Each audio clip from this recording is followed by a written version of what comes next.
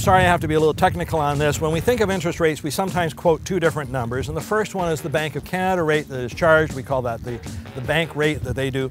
Today, at this point in 2018, it's 1.25%. We're actually just a couple of weeks from perhaps another review of that rate. What we think is by the end of 2018, the Bank of Canada rate could get as high as 1.75%. In other words, we may see 2 quarter-point jumps this year. We might only see 1, thanks to all the stuff that Mr. Trump is doing in the United States with tariffs. When we looked into 2019, maybe we'd see another 0.25% jump, maybe even a 0.5% jump.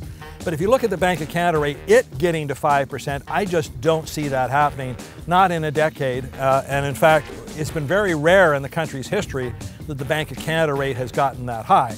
Older grads listening to us would remember that in the early 80s, prime rates in Canada got up to 16%, but nothing in our forecast see that happening anytime soon.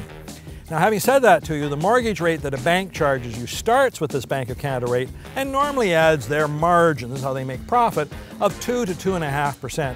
So if you get to 1.75% by Christmas of 2018, you might see mortgages hit 4% out in the marketplace. Therefore, it's not that hard to imagine 5% mortgages from the banks, maybe by 2020. I would tell you that a 5% mortgage from a bank would still be below the Canadian average over the history of the country.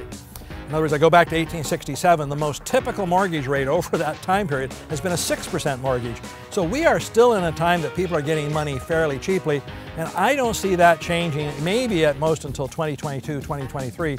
So my advice to people is one of two things. If you have debt, pay down as much as you can to take advantage of these rates. If you need to get debt, you're going to be able to get it at a very affordable rate, but again, manage it. Do not think it's a sale and stock up to all that you can, because it still does have to be paid back in some way.